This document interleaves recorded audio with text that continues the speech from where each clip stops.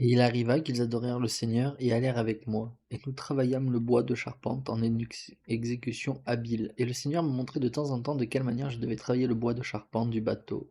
Or moi, Néphi, je ne travaille pas le bois de charpente de la manière apprise par les hommes. Et je ne construisis pas non plus le bateau à la manière des hommes, mais je le construis de la manière que le Seigneur m'avait montré, c'est pourquoi il ne fut pas fait à la manière des hommes. Et moi, Néphi, j'allais souvent dans la montagne, et je priais souvent le Seigneur, c'est pourquoi le Seigneur me montra de grandes choses.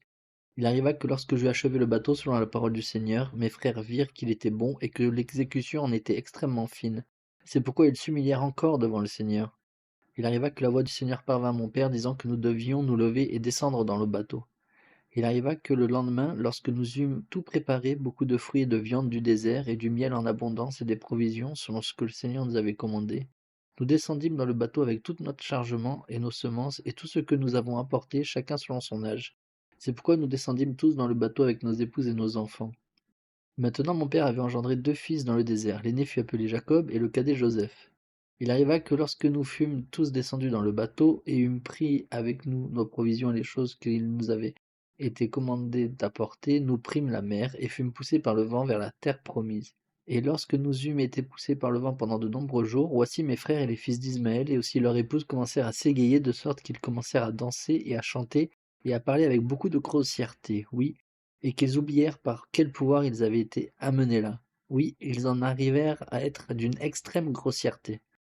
Et moi, Néphi, je commençais à craindre extrêmement que le Seigneur ne fût en colère contre nous et ne nous frappât à cause de notre iniquité et que nous ne fussions engloutis dans les profondeurs de la mer. C'est pourquoi, moi, Néphi, je commençais à leur parler avec beaucoup de sérieux.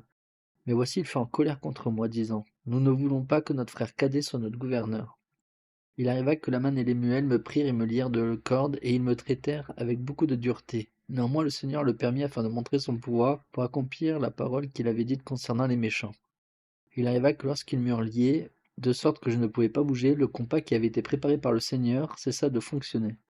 C'est pourquoi ils ne surent de quel côté diriger le bateau, de sorte qu'il s'éleva un grand orage, oui, une grande et terrible tempête, et nous fûmes poussés en arrière sur les eaux pendant 3 jours, et ils commencèrent à craindre extrêmement d'être noyés dans la mer. Néanmoins ils ne me délièrent pas.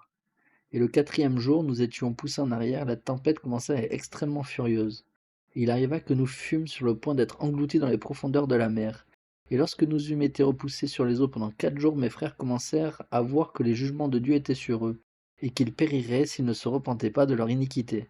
C'est pourquoi ils vinrent à moi et détachèrent les liens que j'avais au poignet, et voici ceux-ci étaient extrêmement enflés, et mes chevilles, elles aussi, étaient enflées et très douloureuses. Néanmoins je me tournai vers mon Dieu, je le louai toute la journée. Je ne murmurai pas contre le Seigneur à cause de mes afflictions. Or mon père Léhi leur avait dit beaucoup de choses, et aussi aux fils d'Ismaël. Mais voici, il proférait de nombreuses menaces contre quiconque parlait pour moi. Et mes parents, étant avancés en âge, et ayant souffert beaucoup de chagrin à cause de leur enfant, furent accablés, oui, sur leur lit de malade. À cause de leur chagrin et de beaucoup de tristesse et de l'iniquité de mes frères, ils furent même sur le point d'être emportés hors de ce temps pour rencontrer leur Dieu. Oui, leurs cheveux gris furent sur le point d'être déposés dans la poussière. Oui, ils furent même sur le point d'être ensevelis de tristesse dans la mer. Et Jacob et Joseph aussi, étant jeunes et ayant besoin de beaucoup de nourriture, étaient peinés à cause des afflictions de leur mère. Et même mon épouse avec ses larmes et ses prières, et même mes enfants n'adoucirent pas le cœur de mes frères pour qu'ils me délient.